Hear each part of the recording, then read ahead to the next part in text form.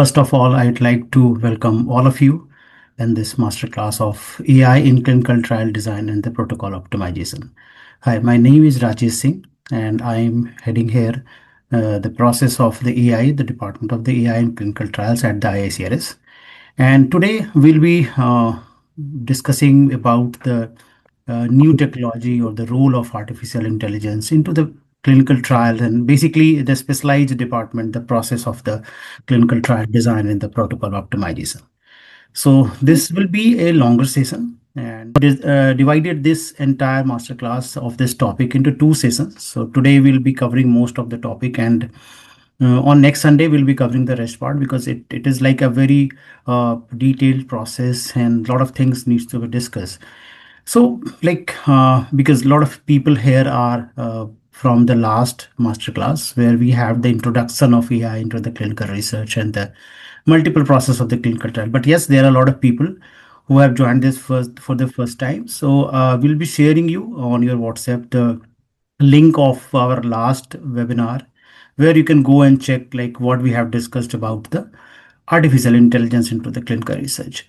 So before moving ahead, first, for those who have joined this for the first time, let me just first understand like what is AI into the clinical trial, because AI is not a like new terminology or it's like alien words. It's a very famous buzzword in the market. Everybody is talking about the AI, but there is a basic understanding, basic difference between the understanding of the artificial intelligence into the process. Mostly like most of us know about AI that it is about like a chat GPT or something which can design an image or which can create some kind of videos or some kind of like edits, and like you can search something on AI. But basically AI is not limited to that much only. We if you discuss or if you understand the AI, it is a like very vast, very yeah, so it is very in-depth and detailed process. And actually if you know, this is the biggest innovation the humankind has ever seen.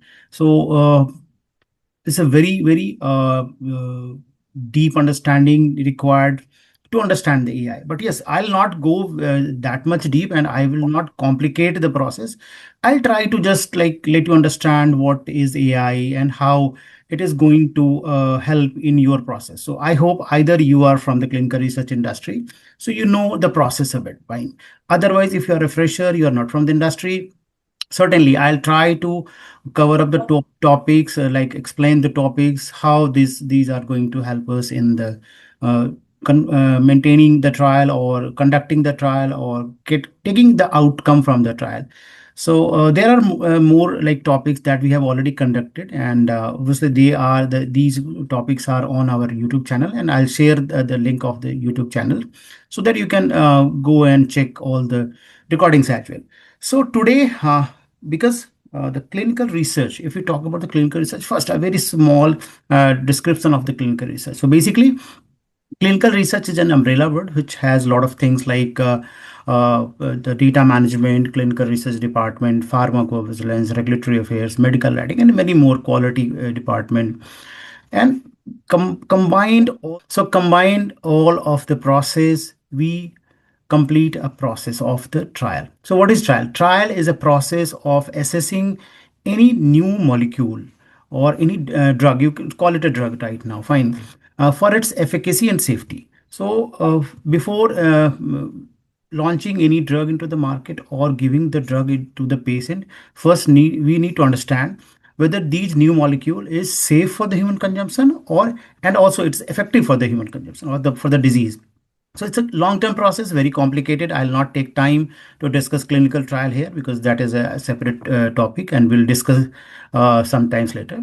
So basically, overall understanding that clinical trial is a process of developing a new drug. So whenever there is a new disease, we need some new molecule, some new drug for that disease, and for that we conduct these process. So this is a long-term process, takes around 10 to 15 years. Of now it takes around 10 to 15 years, and huge investment is required, like around 2.5 to 2.6 billion dollar for a single drug development.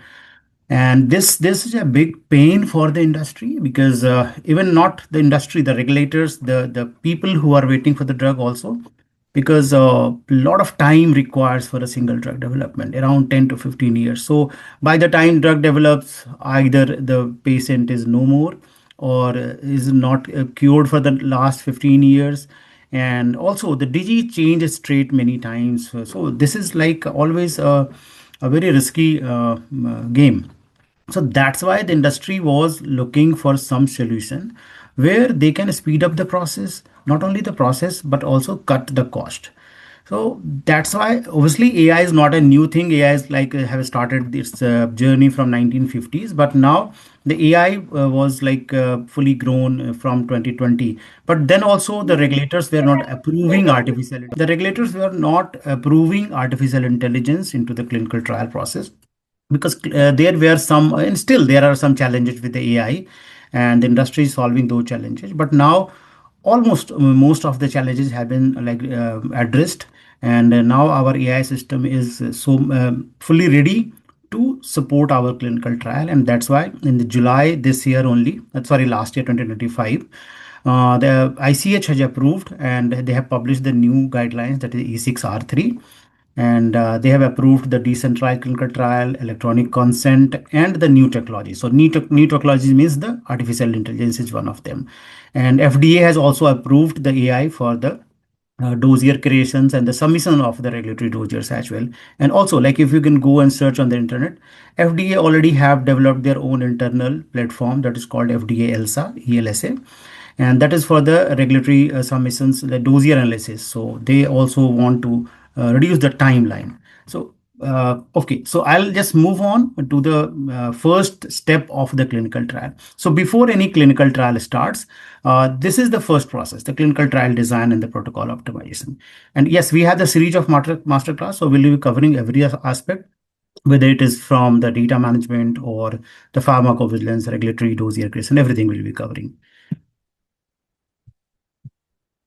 Yeah, so like in the last session of this first masterclass, we have covered the clinical trial fundamentals, AI basics and applications, patient recruitment strategies, and data management optimizations. And today we are going to dive deep into the most critical stage of the clinical trial, and this is called the protocol design and the clinical trial design. Because before we do anything or we design a trial, we cannot move with the process, right? So we need everything in place so that we can move with the process. So see, like before enrolling, see what is there, like once the company has decided, once the sponsor or the pharma company has decided to initiate a trial to. So yeah, so I was like before anything starts, like there is a disease. Just I'll take an example of the COVID. We have seen the COVID, and in the COVID we have seen that a lot of like trial were going on, and the vaccine was being developed. So this is one of the process. So before anything happens, I'll take any other. You can take any other example of drug development. So before that, the company or the sponsor or the people who are handling the clinical trial, initiating the trial, they have something which needs to be done. And these are first, like they decide about the sample size. So how many patients are needed for the statistical power? So when we talk about the statistical power, so it means that the value that is coming out of the analysis should be giving us the confidence that yes, this result or the value is accurate, and we can go with the value. So suppose like out of 10, and if some result is giving a power of or the value of confidence of 6 or 7, so it is okay to go ahead. But if it is giving 9, so it's a perfect. And if it is giving less than 5, so we cannot go with that value. So that is called the statistical power, means the confidence that if it is you will check like how much percentage is there which is supporting this factor or this like development. So there is a sample size. This is called the sample size. So here first we decide that how many people or the patients basically will be enrolled for this trial, specific trial. Then we also check for the eligibility criteria, like what age groups and what the other characteristics and like who should be like taken into the trial, who should be excluded from the trial. So these are the basic things that are studied. Then the duration is also important. So for how long we'll test this drug. So whether like we are going to test that drug for the particular stage or the phases, you can call it, for 1 year, 2 year, 5 year, 10 years. It depends. Like it all depends on the complexities and the process of the or the type of the disease, right? Then there's important part, site selection. If site is like not selected properly, how we can test? Suppose like just one example, we are going to test a drug on HIV. So obviously we'll select an area, the geographical locations where there are more HIV patients or the HIV is prevalent in those areas. Similarly for the tuberculosis or the cancer, we have to select the proper site. We cannot like have a site anywhere on this planet. So we have to be very precise, very like accurate in selecting the trial site where my trial is completed properly. There are multiple factors we'll discuss like during these slides. Yeah, so there are like more critical design decisions. Before designing a trial, we need to take some important decisions like visit schedules. So how many patients visit are required means, if there's suppose I'm conducting a trial for the diabetes, so I will check like a single patient will visit how many times for the or how many like proper analysis is required. So that is like the visit schedule is very important. So what interval between visit optimize data collection while minimizing participant burden. So this is also important. Like we are collecting data every time when the patient comes to us for any kind of analysis or the report. So we get the data, we take the data, like what is the growth of the like disease, or if there is a regression or progression in the disease, or the drug is working properly, there is any side effect or not. So these everything is like recorded on every visit. So that is a very important that we'll design properly before we start a trial, that how many visits will be there, what will be the interval between two visits, and so that it should be proper data should be collected. And also the burden should not be very high on the participants, otherwise the participant will be reluctant in visiting the trial sites. Then we also check the endpoint measures, like what specific outcome will prove the treatment's efficacy. Means where we'll check like yes, this drug is working and this new medications will be effective. So there must be some endpoint, fine, outcome. So where we'll get ourselves result, and which biomarker or symptoms or functional measures should be tracked. These are the things which is decided. We also do the comparator arms, like what controls or comparison group are needed. Should be use placebo, active comparators, or multiple treatment arms. So this is a bit complicated, the technical words, not complicated basically. So we have already a video on this, so I'll just share this. So placebo is kind of like testing non-medicinal molecule on the body. And also we compare with multiple things, like whether it's a working better than the existing treatment, or it is just a psychological impact. So there are multiple things in the trial that done. So this is also decided before the trial starts. We also randomize strategy. We also design a randomization of the strategy. So how should patient be allocated to treatment group to ensure balanced, unbiased results? So it's also like we cannot have a serial wise trial. So we cannot have 5 people and we'll do everything on the 5 people. So if we have a 50 people, so we'll decide initially that on which 5 people or 10 people we are going to test the drug, and this will be random to avoid any like disbalance or the unbiased result. So the result should be always biased, so we cannot like be biased with like we are testing the drug for only for 5 selected people or 10 selected people. So it will be random process. So this is also designed before we initiate the trial. So this is like the major thing. This decision makes it's a success or failure, fine. So get these decisions right and your trial succeeds, and get them wrong and the millions of dollars are wasted on a trial that fails or needs major redesign halfway through. So if the decision, your primary decision, initial decisions of designing a trial or designing a protocol is right, then your trial will be successful. Otherwise, that will be wasting millions and even sometimes billions of dollars and time also, right? So traditional approach rely on committee discussion, historical experiences, and educated guesswork. But this method leaves enormous room for costly errors, delays, and suboptimal design that compromise scientific integrity. So many times we have seen in the history that uh, due to this erroneous design of the clinical trial, a lot of trial was delayed or even ended up in with no result. So we can see here the basic average data, the 50% trial failure rate is there due to the design flaws. Right? So this contributes significantly to any clinical trial failure. So almost 50% is due to the trial design. And this is a big pain for the pharma industry because they are investing. You can see the amount that approximately $2.6 billion, around like 19,000 crore rupees if you convert it into Indian rupees as of now, right? So there's a huge risk is there. So that's why we need some.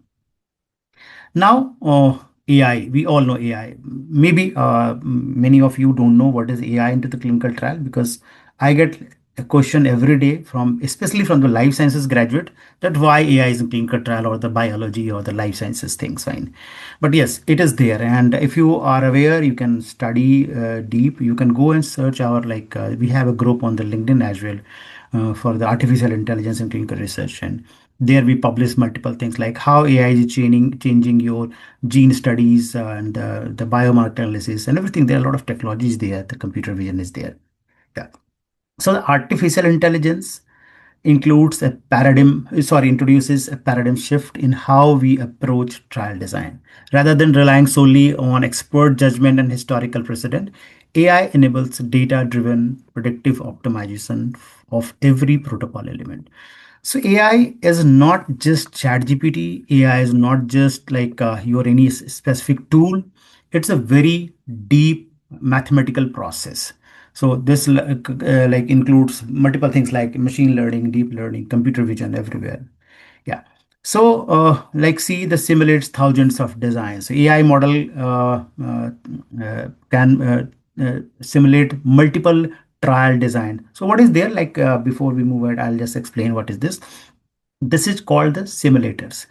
Just like your flight simulator, like you have heard about there is a flight simulator where the pilot learn how to fly a plane. So that is gives you actual environment of the flying conditions, or even nowadays if you go for any driving learning, so the government has set up the few simulators where you can actually drive in a simulator where you will feel like you are driving on the road. So these creates actual environment. Similarly, the industry already has designed a simulator for the clinical trial where if you are aware about the industry, within next 3 to 4 days, almost 80 to 90% of phases from phase 0 to phase 2 will be eliminated.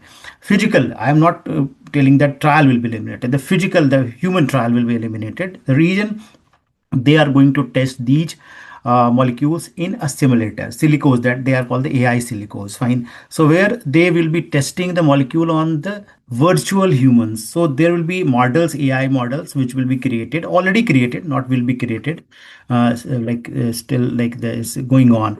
So it's there and they test the molecule because even the drugs are not real, drugs are also virtual. So there will be virtual patient, virtual drug, and they will be interacting like they are interacting in the real world, just like you learn driving on the simulators, right? So these are the things, so where we conduct lots of thousands of protocol design simulation on the AI, and AI can give us a real picture if we are doing this, so what will be the result. So this is the one help that AI is doing.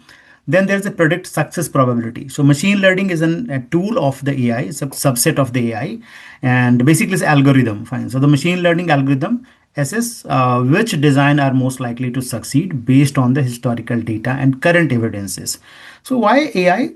Because AI has the capability of read millions and millions of data point within fraction of seconds, and it can also remember, like if you take an example, you just upload a 500-page book or to your chat gpt and give a command like I want a summary of entire book within 1000 word or 2000 words, so it can sum up all the book in just 2000 word because it remember everything. So this is the capability. So I'll share, like we have a proper discussion for that, like how AI is helping that.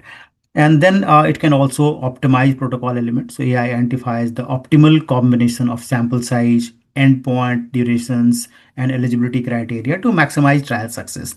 So AI is just helping us changing the thing, like how we can have a successful clinical trial, right? So these are the basic, just one of facts that somebody feels that is a science fiction or as a assumption only. So it's not, like it's reality in the world. Like Roche is using AI for the protocol optimization and adaptive trial design across oncology programs. Pfizer is also implementing machine learning models to predict optimal patient population and endpoint result. Pfizer is also using AI for the phase 4 pharmacovigilance, right?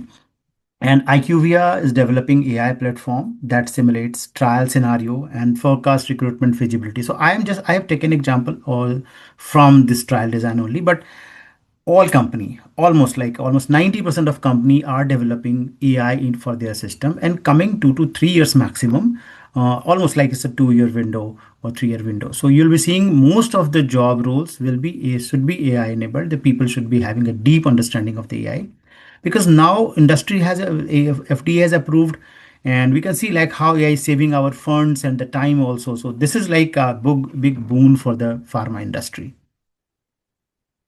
So now understand who design AI optimized trials. So AI, if you have learned the E6R3, or you can go back and check the ICH website. And so in E6R3, there's a clear guidelines that industry is allowed to adapt the new technology, that is artificial intelligence, but the final decision will be dependent on the human intelligence, right?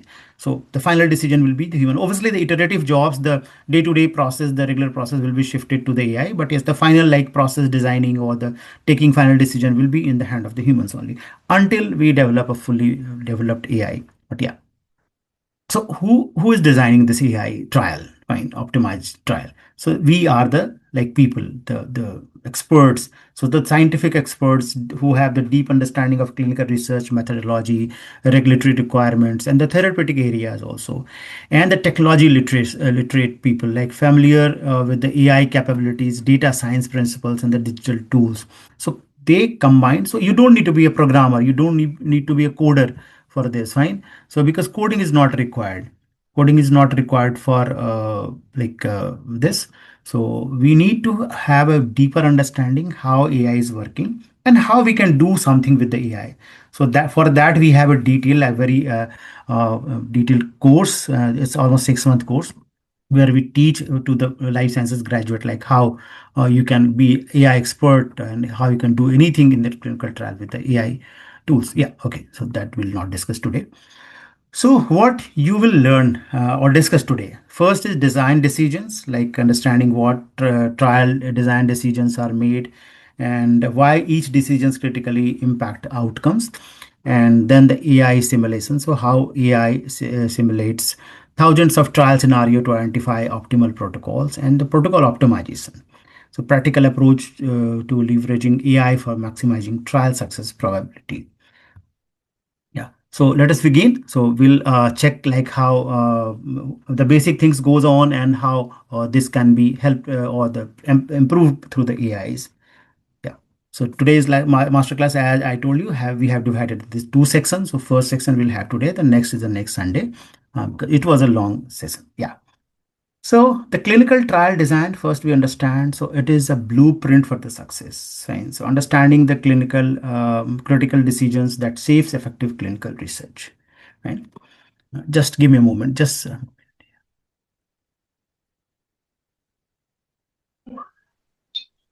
okay. Yeah. Please mute yourself. Okay. So clinical trial, as I have told, it is the pillar of any clinical research or the trial. Trial means everything which includes the clinical data management, pharmacovigilance, or anything else, right? So that is a pillar for that. So this is like we are designing something and then we are constructing something, right? So yeah, see, this is just an example. I have taken a real world analogy. So Trial design means a blueprint like we are constructing some building. So first we have to design the layout, do the basic designing part. So like imagine you are building a new hospital. So before construction worker touch the ground, architects must create a detailed blueprint. So what should be the detailed blueprint? Like how many floors will be there, where are the operating rooms, and how many beds per rooms, which hallway connect to the pharmacy, and how wide should be doorways for the wheelchairs. So because if you are not designing in advance, you will be doing error. So if the blueprint is wrong, constructions becomes expensive and delayed, and you can't just rebuild halfway through. So you cannot just demolish the entire building and just start constructing from the beginning every time. So that's why very precise, very accurate, and planned the blueprint is required for the construction. Similarly, for the clinical trial also, it is very much required. Like if we see the clinical trial, exactly like before enrolling patients, researchers must create a detailed protocol. These protocols are called as a blueprint. Fine, that answers how many patients we need for that specific trial, who is eligible, what are the eligibility criteria, and how many clinical visit will be there. So it is like 2, 3, 10, 15, whatsoever it is that, and what measures prove success. So where we'll check like it is a success. So what will be our end points, fine, and how will be monitor safety. So how the safety monitoring, that is a pharmacovigilance, can be done. So a good protocol, smooth trial executions, is equal to success. Bad protocol, delays, failures, and the wasted money. So millions and billions of rupees are wasted if the protocol is bad. So this is a plinth of the foundation of any clinical trial. So if we see if we are testing someone for the type 2 diabetic drug trial, so the inclusion criteria, that is who can join the trial, maybe like age 18 to 75 years. We don't want to include people below 80 or more than 75 because they cannot tolerate the drug, may be possible. Confirmed type 2 diabetes diagnosis means they are diagnosed for the type 2 diabetes, and their blood glucose level should be between 140 to 400 milligram per deciliter, and the stable weight, their body weight should be stable, no more than 5% change in the past 3 months, and willing to attend 12 clinical visit over 12 months. It is important, like the patient should be ready to visit 12 times in a year, right? So these are like the inclusion criteria. So this will be the inclusion criteria. Now there are some exclusion criteria, that type 1 diabetes, if the person is from the type 1 diabetes, so will not be included. Severe kidney disease, if the person has a severe kidney ailment, so that will not be included. If have a liver disease, so because cannot metabolize drugs safely, so also that is excluded. Pregnant women or planning pregnancy, fine, so they will not be also included. So this is just example, I am not just making it a very rule book. So this is example just I have taken, or already on competing diabetic medication. So if they are on the competing medication, so they will not be. Recent heart attack, they are high risk people, so they will be excluded from the trial. So basically these are the things, and this is very complicated process of designing these parameters, like inclusion exclusion parameters also for the clinical trial. So this is called the patient eligibility. So why this is important? We need to first understand why it is important. So if the criteria are too strict, that age only 40 to 50, this is very tough because hard to find patients. Trial will be delayed, cannot start on time. And let me tell you, a single day delay in a trial costs $10,000 per day. So this is a huge cost. If it is 1 week, so you can calculate by 7. If it is 1 month, calculate by 30, right? So this is a delay every day. If there is any delay for the any factor, so that is a cost to the company. And if the criteria are too loose, so like example, anyone with diabetes, any age, any health conditions, so wrong patients enrolled, result unclear, drug might not work for the real patient who need it. And here what happens if we have designed the trial in a very with a criteria which is too loose, so the trial will fail because the actual drug will not be developed, and the entire investment will be wasted around 100 to 500 million dollar, which is a huge. Now why, how AI can help us? So AI analyzes historical trial with similar criteria and predicts with these criteria you will recruit 80% on time, with these strict criteria, you will only recruit 40% on time. So with a loose criteria, you will have data quality issue, but with the strict, you will have the patient number issue. Fine. So this helps designer choose a sweet spot. Means uh, AI, because AI is not a, like I told you, is not a machine or is not a brain. It's like a very intelligent ecosystem that has been designed.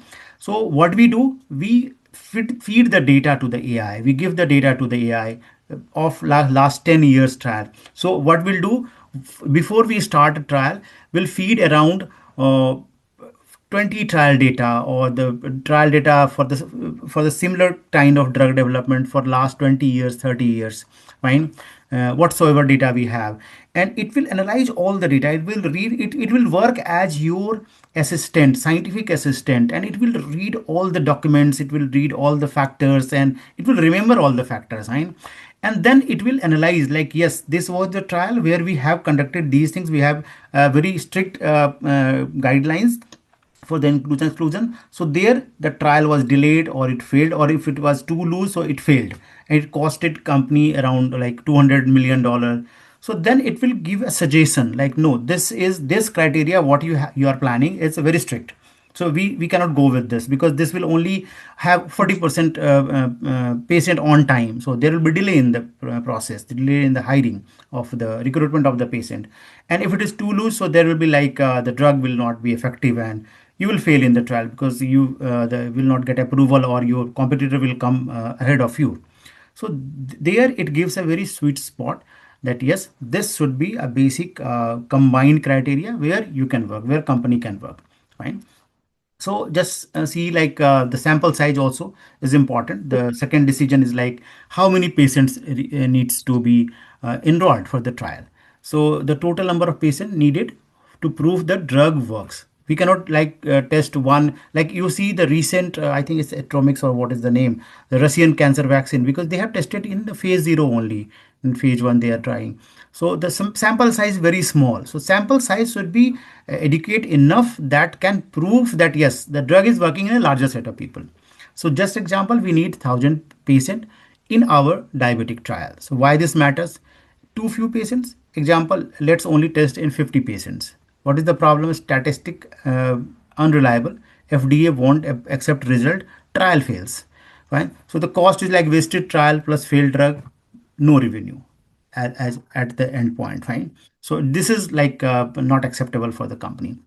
If too many patients, if we enroll too many patients, so like let's have in 5,000 patients, so the problem will be, it will be very expensive, because enrollment and the trial is very expensive, long timeline, slow results. Competitor releases similar drug first, so before you complete your trial, because you have enrolled so many patients, and even your competitor was smart enough to design a proper trial, and they have released their drug first, so now there's no use of your, so millions in unnecessary cost delay to the market, so you fail there, your all investment goes in vain, right? So who makes this decision? The traditional protocol development team who makes this decision. Nowadays, if we talk about the present scenario, mostly it is done manually by the team. So like if we talk about the trial designing, so protocol development team, like medical monitor, who is the lead and responsible for clinical aspects, biostatisticians, decide sample size, statistical analysis, and clinical operations lead. So feasibility assessment. So can we recruit these patients or not? So these is done by the clinical operations. एमे रखनी चाहिए Dr. Bhaskar, please एमे रखनी चाहिए just 1 minute. Okay. Yeah, and the pharmacovigilance leads, they design the safety monitoring part, like how the monitoring can be done and how it will be done. And then there are FDA or the regulatory affairs specialist also in this design. So they will align the every protocol, everything with the regulatory requirements. Not FDA. FDA is like the world biggest, so that's why I've used FDA, because this is a more famous terminology. So like in India, we have CDSCO, EMA is for the European. Every country has their own regulators.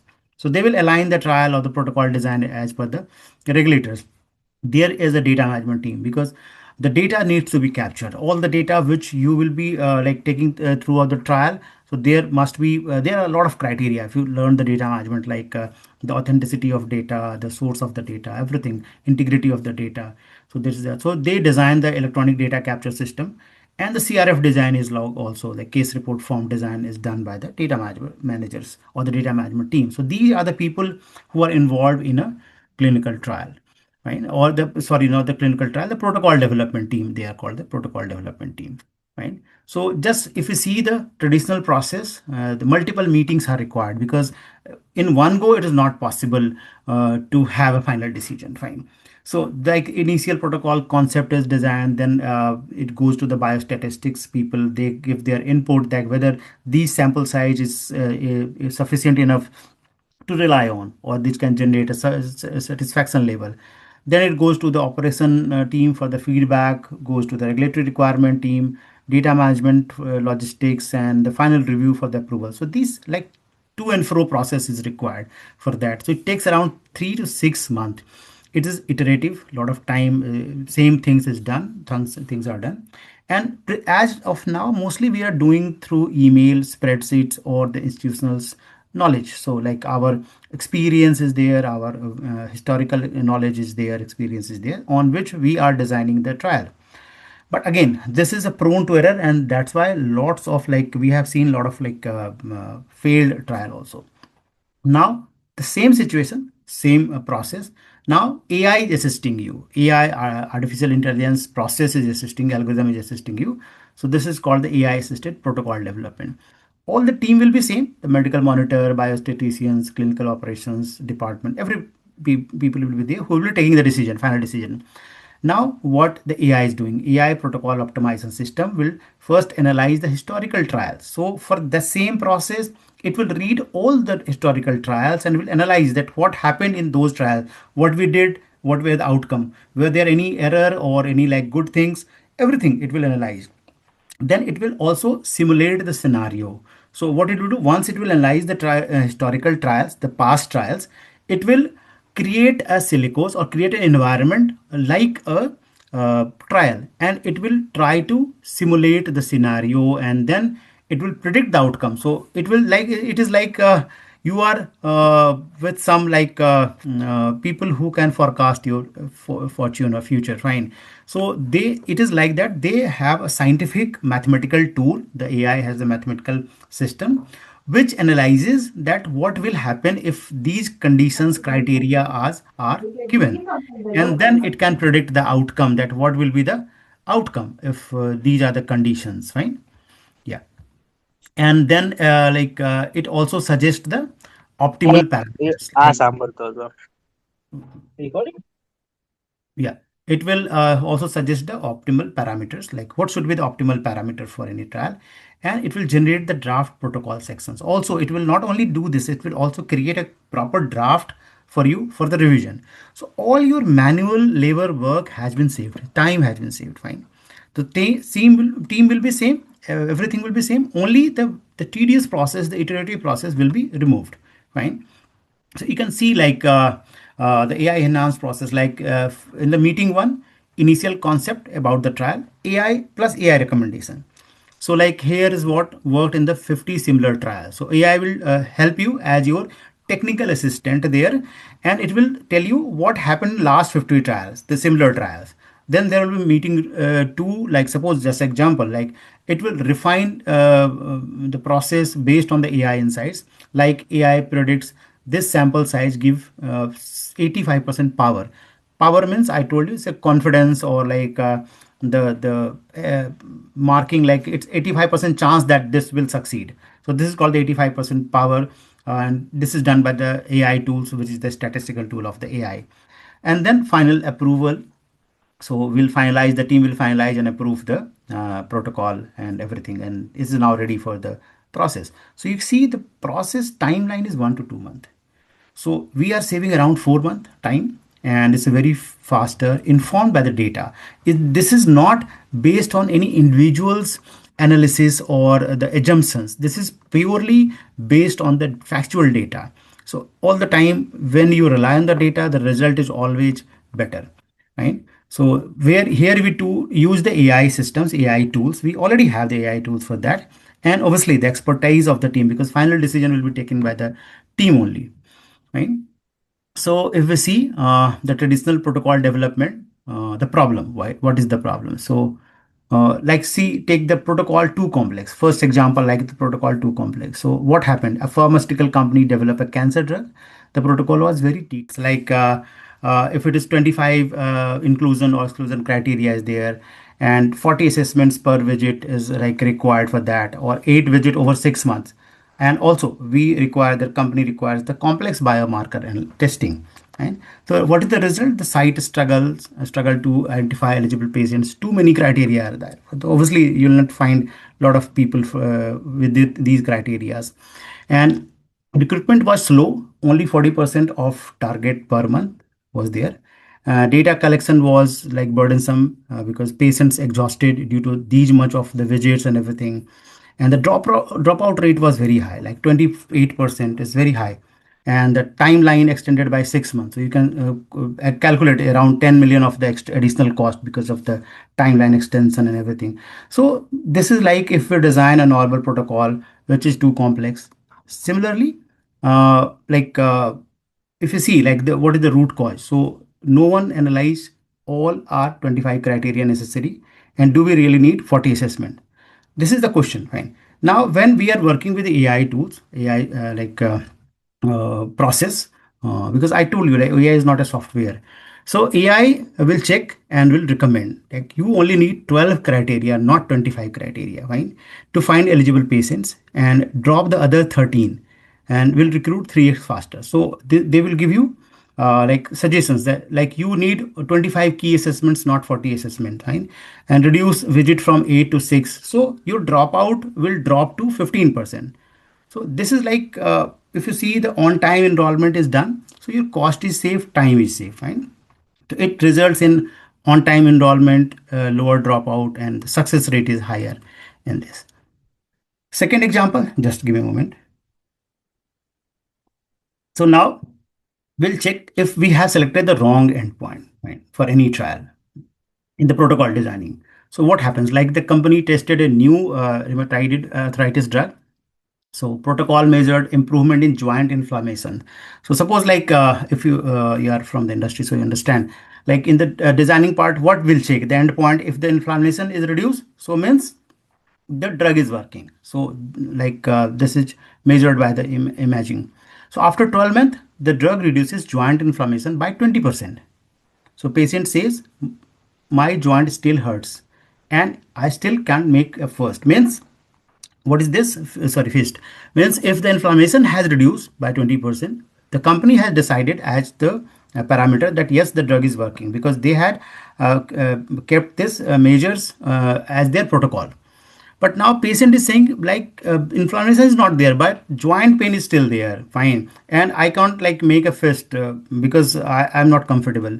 So what FDA will say you, the inflammation went down, but did it help patient function? So result is like conditional approval only, need more studies, because you have not studied the patient function.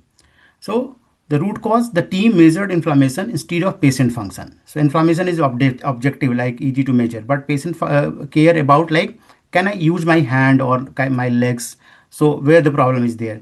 So that's why it's very important to select a proper endpoint also, like where we will decide that yes, this drug is working.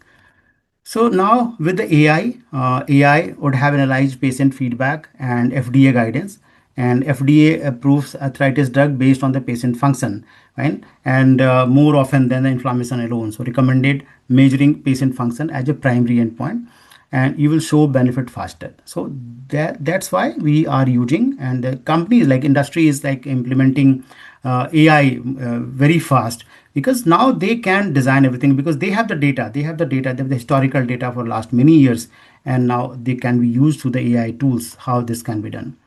Second example I'll just take, like if the sample size too large. So what happens, like the company was designing a stroke prevention trial. So original plan was 8,000 patients over 3 years time, and the team was conservative, like bigger is safer. Suppose there is a person, the senior person, who is like have a mindset like if the larger number of patient, obviously that will be fetch a good result, the real result. So this will cost like around $400 million for the trial. Timeline like 3 years. That is obviously the company, the pharma company wants to achieve the revenue after the trial. They are not bothered about the trial. And the dropout rate like is a 15%, because you have a 3 year commitment for all the people. Competitor released similar drug after 18 months. So obviously the market advantage, you have lost the advantage. Whereas when we will be applying these scenarios with the AI tools, AI like the analysis, so it will analyze the similar stroke trials, and based on the expected benefit size and dropout patterns, you need only 5200 patients to detect benefit with the statistical power of 90%, and 8000 is excess. So this runs 5200 patient trial in 18 months instead of 3 years. So obviously we are saving time as well as the cost around 150 million dollar is saved, and we are first in the market. So when we are first in the market, so certainly will like gain the profit, will earn the profit. Now there is another thing like trial design problem. Why things go wrong? So we want to understand like how here we can help take the help of the AI. So understanding the hidden cost of the poor protocol design and how they impact clinical trial success. Right? So like we'll check for the protocol amendment. So what is protocol amendment? First is modification. Amendment is any kind of modification, any process. We have taken a decision, now we are changing the decision. So that is called amendment. Fine. So we'll see the in the real example of the here like week one trial, first patient enrolled, and we are coming to the eighth week. So data from first 50 patient shows, and just before like moving ahead, I am taking these are all are hypothetical values, so don't consider is like a real value, because these are to make you understand, right? So only 10% patient meet inclusion criteria, and we expected 40%, but only 10% met. So recruiting is failing behind 60%. Team realizes our criteria too strict. So once we have done this in the eighth week, we have taken we have realized that the decision was not right, because we have created a very strict inclusion criteria. Fine. So what will there they will issue a protocol amendment. Fine. And will remove 5 unnecessary inclusion criteria, and now eligible patients doubles. And so they will change their decision. So what will happen? So first writing review that will take around 40 hours. Then they will go for the FDA for the approval for the new protocol. It will take around 1 to 2 weeks. That is a delay. And retraining sites. So they will train the sites again. So if you take like 5 hours each, so that is around 250 hours. After that, they have to notify the patients also, along with all these things like why they have changed the criteria. So overall, it's like 50,000 to 1 lakh dollar loss is there. And the average, like you see the there are average in the average trial, there are almost like 2 to 4 protocol amendments. So the cost like is around 100,000 to $400,000, and the time delay is around like 2 to 6 months. Obviously, everything counts in this, right? Yeah. So same thing if we are doing with the AI. So uh, please don't try to stop the webinar. Yeah. So preventing amendment before they happen. So AI analyzes historical feasibility data before trial starts, and with these criteria, you will recruit at only 40% of the target. And recommended losing criteria on age is like expanded 18 to 75, and the kidney function allow mild impairment gives 85% recruitment rate. So what is the key benefit? Like right criteria before patient enrolls, zero amendment for the recruitment issues, realistic expectation from day one, and saving around 100 to $400,000 per like prevented amendment. So accelerated timeline by 2 to 6 months. What is the result? Optimized protocol design that works in the real world, not just on the papers. Right? So that's why the industry is working towards implementing AI, and like failed trial, like spending Spending 500. five. I think please switch off your microphone. Okay, sorry. So what is failed trial? Means if the trial runs to completion but shows no benefit to the drug. So all the time and money is wasted. This is very, very like painful for any company. So if we see the real example, so the company Merck has was conducting a HIV trial in 2020, And if you check the background, so testing new HIV vaccines, 5,400 participants in South Africa, 3 years trials was there, and budget was approximately $100 million. Right? What happened? Trial reached halfway point. Interim analysis showed the vaccine does not prevent HIV infection better than current treatment. So this is like I was discussing at the time, the placebo or the current treatment. So suppose I am developing a new drug and this drug is no better than the present drug in the market. So there is no point of developing a new drug because no one will buy your new drug because they are not better than the like present drug, right? So what was the decision there? Stop trial early before wasting more money. As a result, 3 year of work, nothing approved. 100 million spent on failed try. Thousands of patients had to be discontinued, and HIV vaccine development set back 5+ years of the timeline. The root cause was early preclinical data suggested a promise, but real world efficacy was lower than expected.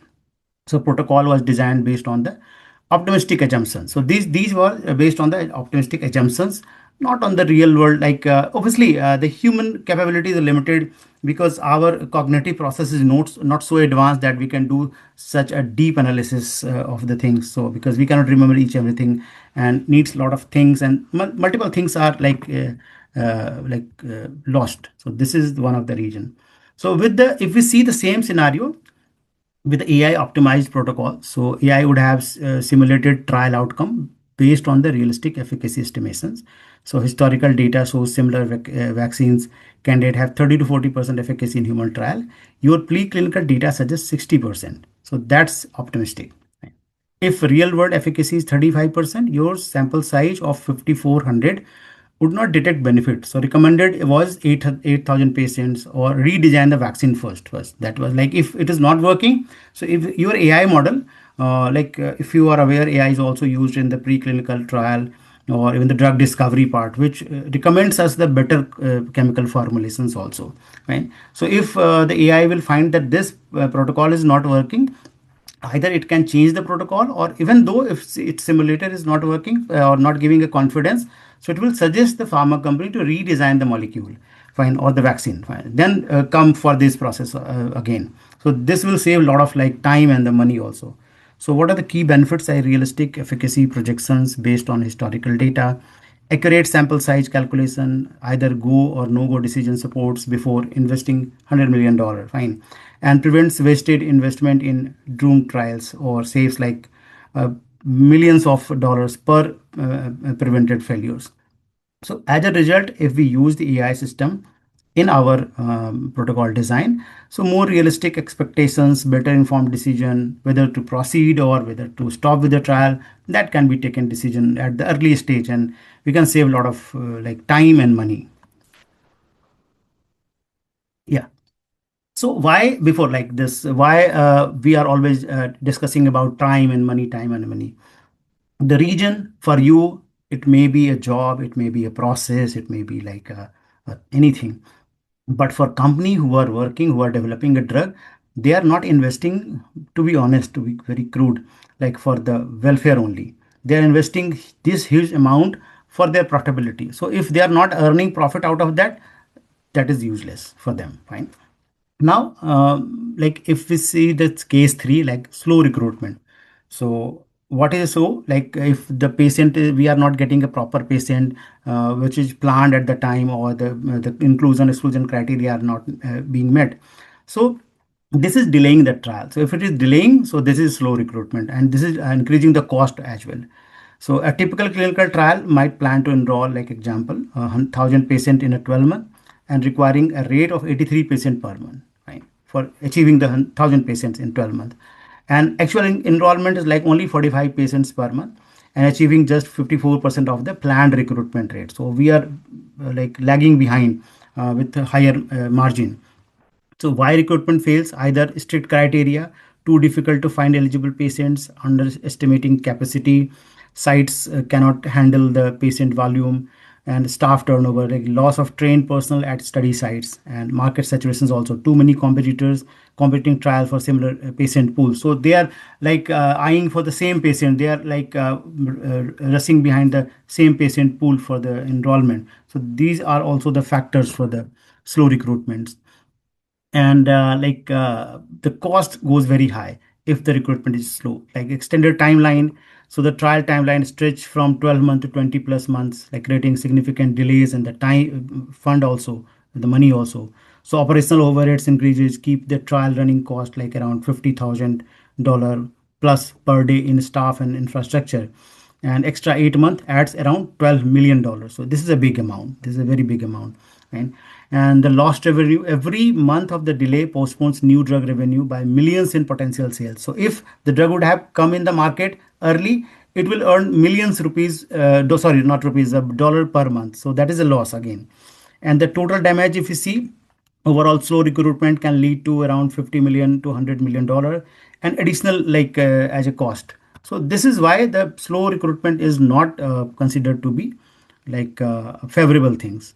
And when we doing the same thing with the AI optimized protocols or realistic recruitment planning from day one, and AI analyzes real recruitment data from 50 similar trials, accounting for site capacity, eligibility, like seasonal patterns, and staff turnover also. So AI predicts you will actually recruit 40-50 patients per month, not 83. To hit 1000 in 12 months, you need 22 sites, not 15. You have to increase the sites. So budget for that or loosen criteria to improve recruitment rate. So either you increase the number of sites or you soften your recruitment criteria.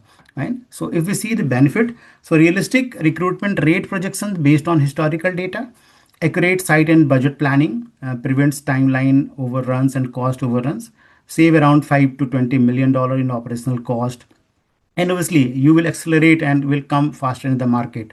So on time enrollment is achieved when we work with the AI things, and obviously end of the day we are going to be having a successful product in the market at the time. So there's again a problem of the high dropout rate in the general trial. This is the biggest problem. The patient recruitment and dropout handling is the biggest problem. And there's a tool of the artificial intelligence which is called the predictive analysis, right? Where AI can predict even like by an understanding, having a question like, if you are aware, most of the company they are developing AI chatbot for the patient recruitment, where they will be taking the informed consent, digital informed consent. So they are developing their chatbot, and these chatbots are so advanced that it will just discuss, it will have a question answer with you, it will discuss things with you, and meanwhile it will analyze whether you are a right candidate or not, where you will continue in the trial or not. So, like just one example, before I move ahead, I'll just give you one example. Like suppose I am conducting a trial and I am setting up a trial site at a tribal region of Chhattisgarh, just for example, right? And for the tuberculosis trial.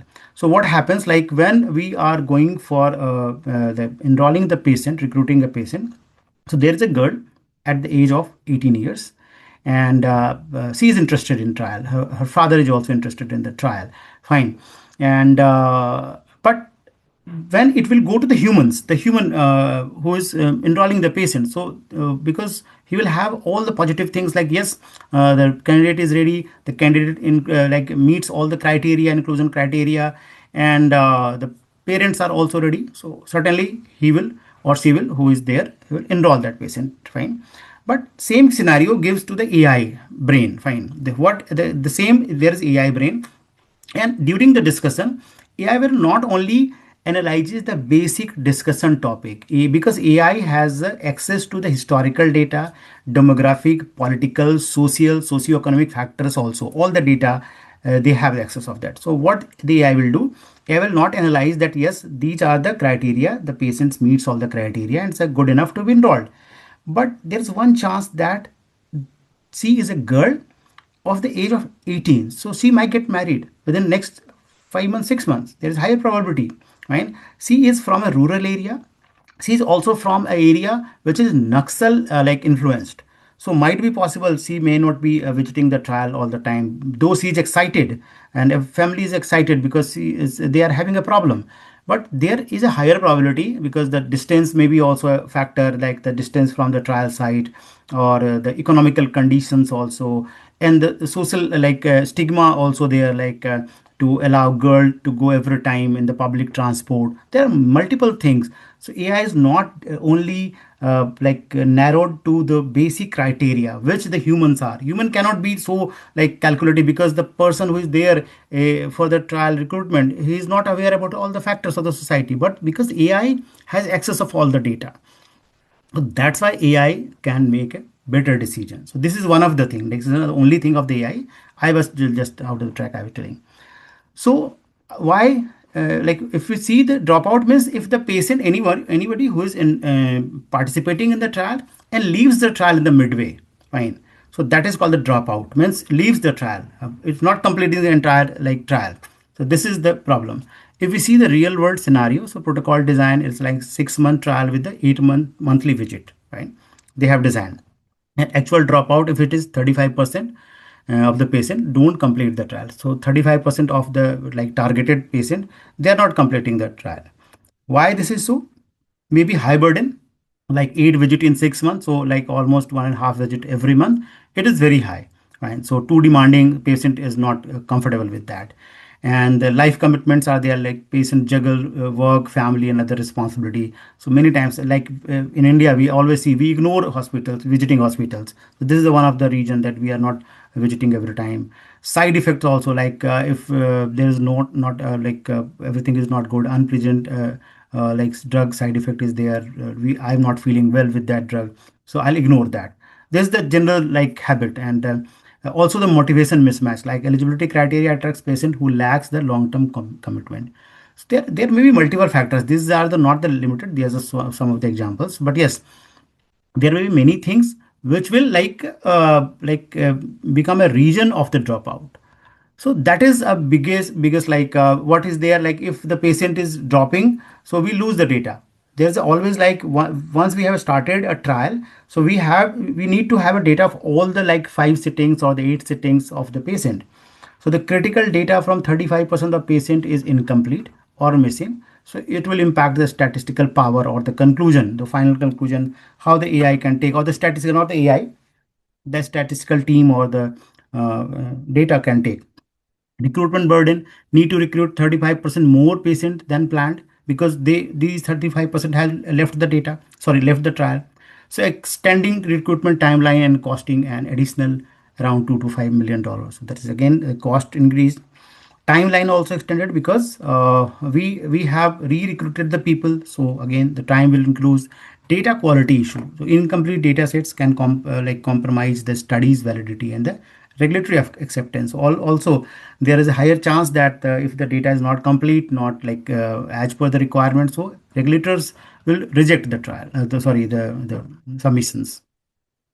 But whereas I told you, like with the AI optimized protocol, because AI has access to all type of data, so it will help us to reduce the dropout through smart protocol design. So AI analyzes dropout patterns from similar trials, not only the similar trials, but also I told you like it has the access of the demographic, socioeconomic, political, and all type of data. So this helps us, like suppose like uh, trial with 5 6 widget, if feels like AI feels like trial with 5 to 6 widget have 12% dropout rate, and reducing from 8 to 6 can cut 20% points or drop out by 20% points. So that is helpful for us, fine. So there earlier there was 32%, now it's 20% only. So identifies optimal visit frequency based on historical data of that location, and predicts a dropout rate for different protocol design, balance data collection with patient burdens, saves $2 to $5 million in extra recruitment cost, and improves data quality and study validity. So result is like optimized visit schedules, significantly lower dropout rate, better data quality, and millions saved in the recruitment cost. So overall, we see it's not only the quality is improving, but also the cost is like time is being saved. So there are multiple things like there are financial impact for multiple things, like if the protocol amendment is there, so almost 60% of the times the protocol are amended 2 or 3 times in a trial. So that is like the delay and the cost is there. If the trial fails, so again there's like only 10% of drug candidates like goes in the final stage, or the recruitment is slow, dropout rate is higher, and the wrong endpoint. So potentially like 50 to $100 million from poor design protocol. So of course, like here we need to do. So how we will check like now how, because that is the thing that maybe for most of you it is not comfortable. But we also check like how AI solves the design problem, how AI helps us, right? So first, what is AI protocol optimization? So using AI to analyze thousands of historical trial data points and simulate thousands of potential protocol scenario to find optimal design. There are multiple like tools, and it's still actually being developed because we have received acceptance of the AI for clinical research in July 2025 only. So it's not so old, and still we are under development. So suppose like without AI, trial designer will like analyze from his experience or her experience, and like he says like we need 800 cases. If the designer, trial designer, the who is doing the things manually, so he can like have 800 patients, 12 visit in the 12 months. So based on my experience, so his experience or her experience, if you see the confidence level is medium, could be right, could be wrong as well, right? Whereas when we work with the AI tools, the AI process, right? So AI analyzes. I have reviewed 150 similar trial with similar drug and patient population, and I have run 10,000 simulations of different protocol design. And here, what I found, right? 800 patients gives 78% power, means 78% confidence. If with the 900 patient for the same like trial, it is 85% power is given or the confidence is given. But with the 1,000, it's 89%. But yes, because the number is higher, so slower recruitment, higher dropout may be there. 12 widget, 32%, 8 widget, 15% dropout, 6 widget, 18% dropout. So because 6 widget, we might miss the safety signals. So that is again a big challenge. So what is recommendation? Go for the 850 widgets, patients, 7 widgets, and 14 months time. So the confidence is high because based on the data pattern, what they have analyzed from the last previous trials. So this is how AI can help us. I told you, AI is not just any kind of software where you will feed the data and you will get the result. You have to train your AI. So AI is like your pet dog or your like student where you have to provide them the label training. I'll come to that part later on, how AI is trained for that fine. So we see the four AI optimization technique. So which is being used for this. So first is the historical data analysis, so learning from the past. So AI analyze hundreds of similar past trial to learn patterns. So this is the training part. So why? Because AI is, there is nothing like AI software which will work on isolation or independently. If we give a wrong training to AI, this will come with a wrong result. So AI is like a kind of tool where first we have to provide them a training, proper training. Like first we have to provide them with the historical data and we'll ask them just go and read all the data. It's like you are a lecturer and there is a student in front of you. So first, like you are a doctor. Suppose you are going to become a doctor or pharmacist. So first, your trainer, your teacher will tell you to read the books, read the material, that go and read all the materials. Don't think anything about that. And then after you have gone through all the documents, all the literature, all the books, then there will be logical discussion, like what happens if this goes on, right? So like if you see there's a first stage like database query. So AI searches database. So show me all phases, phase 2, 3 trial for new diabetic drug in the past 10 years. So they will like first fetch the data. Then they will extract the data. Right? Yeah. Then they will extract the data. So AI analyzes each trial and extract key parameters. Then the pattern recognition. So then if see like after these two steps, the AI gets 47 similar trial. So then they will go for the pattern analysis. So what happens? Please keep yourself muted. It's like always distracts. Check your mic. Yeah. So what happens? Like suppose AI found 47, just example, similar trial. So they will check for the patterns. What happened in all those trials? What was the pattern? So when they enrolled 500 people, so out of them, how many percentage dropped out? And if dropped out, what were the regions? So these are called the patterns. So they will go for the pattern analysis and then the recommendation generation. So then AI will provide a proper recommendation and then will provide you with final output. Fine. So if we see like trial one case, like the uh, suppose pharma A in 2015, so sample size 800 patients, eligibility criteria age 40 to 75, HB1AC 7.5 to 10.5, primary endpoint like HbA1c reduction. So trial duration was 12 months, number of visit 10, dropout rate was 22%, and primary endpoint met yes, and FDA approval yes. Second case, like sample size was 1200 and age was like 30 to 80 with 7 to 11 value, and endpoint was like HbA1c reduction and weight loss. These two were the criteria. And duration was again 18 months, number of visits were 12, dropout was 28%. So primary endpoint met yes, again FDA gave the approval. So this way, this AI tool will analyze 40 more trials, 45 more trials, because we have got the 47 similar trials.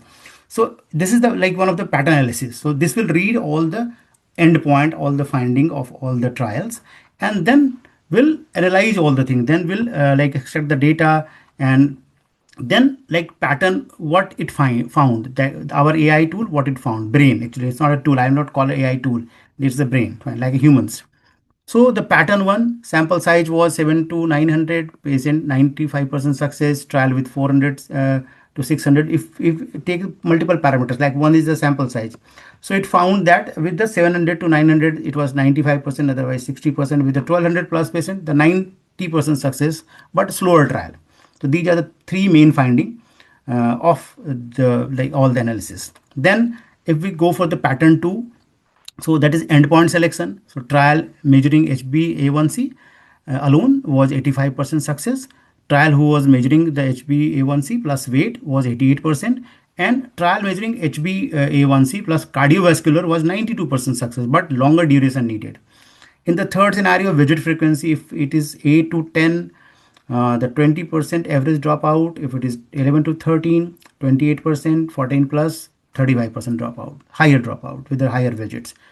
If you go for the pattern 3, so the 12-month is equal to like 82% slow benefit, shows benefit, 18-month 91%, 24 months is 93%, like benefit is there. So it's expensive and slower, effective but again expensive. So what AI will do now, AI have read all your 47 trial data and have analyzed everything. Now AI will give you a final recommendation which human cannot. If you give him a human to read the 45 47 trial data, so it will take months and years, and that is again like there may be higher chances of error. But now my AI tool will first like for your diabetic drug with expected moderate benefit, 15 to 20% improvement recommended. Sample size suggestion is 850 patients based on the 50 similar trial with similar like expected benefit. Endpoint, go for HbA1c reduction plus weight loss, that is 92% was the approval rate. And duration, consider a 14 to 60 month, good balance for showing benefit plus timeline. Widget, go for 8 to 9 because it will reduce the dropout rate. And eligibility 40 to 75, this is called a sweet spot for the recruitment plus patient safety. So it gives a confidence level of 85% overall, combining all the factors. And it's based on the fact, actual historical data that you provide. AI cannot make an assumption, AI cannot make any kind of like the jadoo, fine. So this is like based on completely on data. Second tool of the AI is called the predictive modeling. So those who have attended our earlier masterclass, they know this, what is predictive modeling. So they are like forecaster, they forecast the trial outcome. So AI creates mathematical model predicting if we design this protocol this way, what will actually happen. So this can tell you and like clear picture that if you are suppose like you are going this way, this is jumps like see. I'll tell you one common example that you see every day in your life. So when you have a vehicle and you plan a trip, so you search your map, open your map, and you put the address. So it gives you like prediction like this much time is required if you travel from this way. This much time is required if you travel from this way. Right. This is not based on the distance only. This is based on multiple factor, like what would be the peak time period, or the traffic load on that road. What are the road conditions and everything? Everything it calculates, and then it gives you a prediction. So these are the like simple example of the predictive modeling of AI. So basically, the all the Google Maps, they are using AI. So they can analyze everything, and then they can give you an prediction about that. So similarly for the clinical trial also, we are using artificial intelligence, and they can predict about these trials. So like, just example, so AI learns.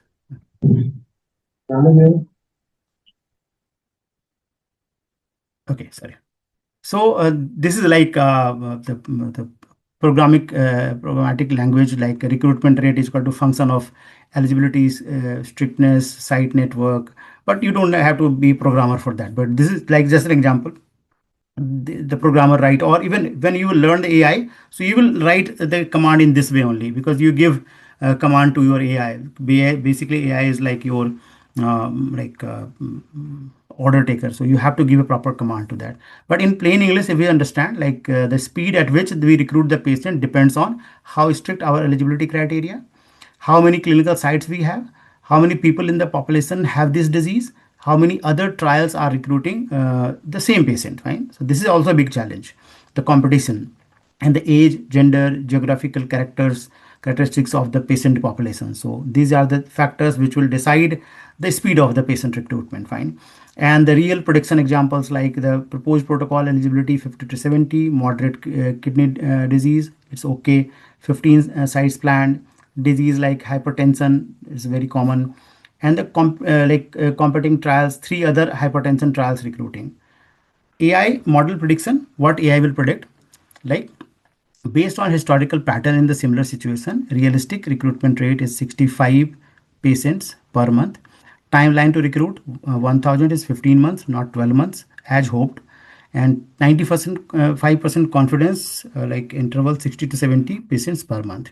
Recommendation, plan for 15 month, not 12, or add 5 more sites, like estimated 20 additional patients per month. So this is like how AI gives you suggestions, fine. And obviously these suggestions will be taken by the experts, and they will be taking a final decision. So like without this prediction, sponsor assume 12 month and plans accordingly.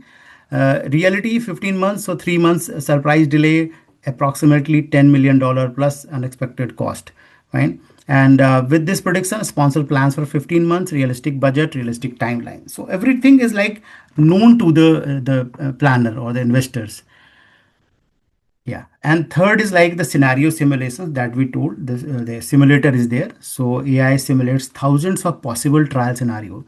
If you know this, like there is one news from the UK that they have created a orchestrated for the medical doctors, and Chat GPT basically was one of the part of that, and they have beaten the real doctors, because they have now, our AI has a brain that is called a neural network, fine. So it has a brain which can simulate the analyze the situation, which can create a virtual situations, and then can give a prediction, proper prediction. So like we'll take one example, like what is the best sample size for this. So in the scenario A is like 600 patients, AI simulates running 600 patient trial for diabetic drug with expected 20% benefit improvement. So it gives a result is like statistical power is 72%, cost $45 million, and timeline 10 month. Risk, if true benefit is only 15%, not 20%, we won't detect it. Means this is not an actual thing. This is being done by the AI is analyzing these things, doing a virtual analysis, virtual trial, and go with the 850 patients in the scenario B, and will get the same data, like 85% statistical power, cost around 60 million, timeline 12 month, and risk only 15% chance, third is like 1200 patient, and power is like a statistical power, means confidence level is like 92%, risk of false negative is only 8%, fine. And the cost is 85 million, timeline 16 months, risk very safe but expensive and slow. So these are the various conditions. There are two more, like the, if we go for the scenario D with the 900 and strict inclusion criteria, now we have changed the situation. The AI has changed the situations because everything is going virtually, And the result is like statistical power 87%, cost 58 million, timeline 14 months, right? And the recruitment risk is like 25% chance of missing timeline. Another situation, 850 patient with a loosened inclusion criteria, it's very loosened inclusion criteria. So it's like power is 82%, cost is 55 million, and timeline 10 month, and recruitment risk is 5%, and chance of missing the timeline. So because we have very loose inclusion criteria. Now, based on all these analysis, these are the virtual or simulations of the, suppose we have given the data. Now AI will create a different scenario of the clinical trial, right? Like in a simulator. So based on all the data, all the analysis, AI will give a final output. Consider the balance risk, cost and speed. Scenario E will go with the 850 patient loose criteria, offer the best overall risk. But yes, this is not the the final thing. So acceptable power is like 82%, reasonable cost 55 million, and achievable timeline, that is 10 months. So alternative consideration, if maximizing statistical power is paramount, so in any case of the trial, if the value, the confidence that it should be not, it should not be 82%, it should be 85% or 90%, then we can go with other things, other trial parameters, like with the 850 patient standard criteria provides 85% power. So though it's requires a slightly longer timeline for the 12-month and higher cost, but yes, that depends on the decision makers, that or the regulators, that what the endpoint needs to be met. So that is like that is their decision, they are the experts. And then endpoint optimization, so choosing best outcome to measure. So an AI analyzes which endpoint will show the drug benefit fastest and most convincingly, maximizing the likelihood of trial success and regulatory approval, because end of the day, regulatory approval is required. So if you see the candidate endpoints, like for the cognitive test, that is MMSE, it will check like what means standardized memory and thinking test. What are the measures, like a score based on the correctly answered questions, and traditional outlook expect 15% improvement with the new drug. So this is a traditional outlook, and timeline is 18 months. Regulatory acceptance is generally high because we are getting as per the required parameters, and effort is like relatively easy to administer and measures. When we take the same things, the AI analysis insight from 30 similar trials, so they will create a virtual trial and get the data from the 30 similar trials. So key finding from AI analysis across 30 historical Alzheimer trial reveals that MMSE endpoint demonstrates significant benefit in 82% of the studies. Time to significance, average of 14 months to achieve statistical significance, 4 months faster than the traditional approach, right?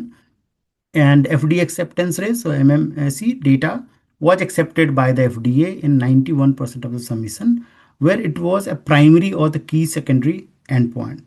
So AI suggests the MMSE endpoint offers a more efficient and regulatory favorable path to demonstrate drug efficacy. So it will go for the MMSE endpoint. So that it will suggest you.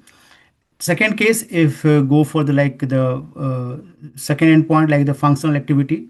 So the traditional way will check for the patient like daily function, like dressing, managing money, and the measures like caregiver assessment, or the traditional expectation like 10% improvement with the new drug, timeline 24 months, and if the regulatory acceptance is good. So but the major effort is like harder because subjective assessment. Whereas same with the AI, when we work with the AI, because AI will access all the 30 similar trials, and also do the simulation in the simulators. So AI analysis across 30 historical Alzheimer trials reveals that the ADCS ADL, that is Alzheimer disease cooperative study activity of daily living inventories, endpoint demonstrated significant benefit in 88% of the study. So timeline to significance is like 16 months. So here we are saving 8 months, because in traditional we have taken 24 months. So there's a timing is saved. Fine. Second, FDA acceptance rate. So these data was accepted by the FDA 94% of the submissions, where it was a primary or key secondary endpoint. So crucially, this endpoint directly reflects what patient and caregiver value most: improved daily living. So these are the basic the endpoints that is taken.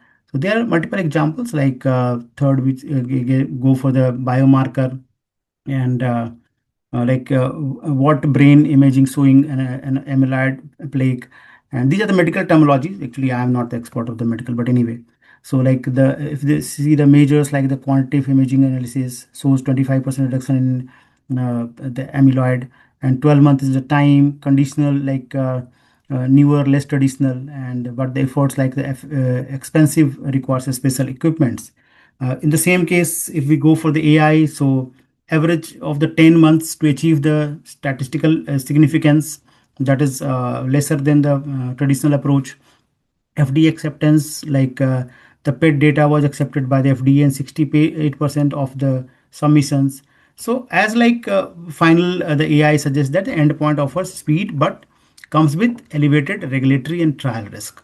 So this is the way the AI can give you a final suggestions. In the third fourth case also, like if we combine the cognitive plus function plus biomarker, will directly come to the AI cases. So here AI confirms that this approach is the most convincing because average of 16 months is there, and 96% of the approval from the FDA is there. So high acceptance rate is there. So AI confirms this approach is the most convincing for regulatory bodies, and despite its increased complexities in the trial management. So AI will go for this, and then at the end there will be three suggestions by the AI. So AI will come with the three different endpoints. Best choice endpoint 2, which is ADCS ADL, that is functional activities, 88% success rate, highest in your patient populations, 16 month to significance, a reasonable time frame, 94% FDA acceptance, offers near certain approval likelihood, means almost is like certain to get approval, and patient centric, so directly aligns with the patient and caregiver priorities. But there's drawback, like takes slightly longer than biomarker alone, so like 16 versus 10 months. So this is the first best choice that AI will give you. Second will be alternative combined approach. So this will be combined the endpoint 1 and 2, that is cognitive plus functional test. So similarly, like it will check all the things, and as a third endpoint, like it will give you a it will ask you to avoid the biomarker alone, because the region, the only 60%, 68% FD acceptance rate. So there is a higher chance that your submission will be rejected, and the recent failures like associated with three recent failures, if it is like is assumption, it's not a factual thing. So but yes, AI can think of that the last three trial failed because of this. So this is the things, and AI will ask you to avoid these things. So basically these are the basic discussion that gives an idea that how AI can help us in achieving a better or designing a better protocol or the clinical trial designs. And so this way we'll have a lot of things in the later sessions. There was one question during the session that they want to see the process. So first I'll let you know, AI is not a software. AI is not a tool, and every company will have their own tool. There are tools. There are tools. There's a Google Colab is there, IBM Watson is there, but it's not a so easy process that I can show you in just 2 hours. For even training, it takes around weeks times for to train your AI. Just because you have missed our previous session, so you may be confused like how AI is working. So obviously I'll share you the details so that you can see how AI is working. And see, the important thing, AI is not a software. First, make a thing very clear, AI is not a software. AI is like a copy of your brain. That's why it's called the intelligent artificial intelligence. Fine, it's a very intelligent, and it's sometimes equivalent to you, and many times more than you. Fine. So in the same way that human works, AI also works. Like first you will feed the data, you will give the training to your like just simple example. It's a kid. You are having a kid and you are rearing kid. So it all depends what type of training you are giving to your kid. If they are well groomed, well trained, they will be good citizen. They are bad trained, they will be bad citizen. Similarly, AI has the capability to do anything. Fine. So if they are well trained, they will come with the right result. If you have given a wrong data to AI, it will give you a wrong result. So that's why it's very much important for the people who are working in the department to have a good command on how to work with AI, because you will not find a single software where You will just like a PowerPoint or Word or the any kind of like data entry EDC software. You will give a data, you will do apply some formula, and it will give you a result. It's not like that. It's a very detailed process. Sometimes I call it complicated as well, because for the life sciences graduate, it's like a bit confusion, like how to work with that, because it's a huge set of like process which has this. So we will share you the details, like there are tools of the AI, like this is called the machine learning or the deep learning, and also the computer vision is there, the neural network is a process, fine. So everything is there, and they are capable of doing different tasks. So there's no like that's why I'm telling you, AI is not a software. AI is a different set of process, and you have to complete the entire process, then only you can get the real result. So that's why, and we'll have some session. So this was till now, and the next session we'll have a discussion on the new things like AI tools for the protocol optimization. Obviously, I cannot show you the pro tools because they are their proprietary tools, like Metadata Smart protocol are there, IQVIA clinical trial simulator is there. Sama is also, Sama is one of like the older company who is using developing AI for multiple things. Then we'll also see like a step by step AI optimized protocols, development process, adaptive trial and advanced designs, and real tools, and obviously how you can change your career through AI. So this was the today's session, and thank you so much for your like attention and the giving your time. And I know there may be a lot of questions, so I am open for your questions.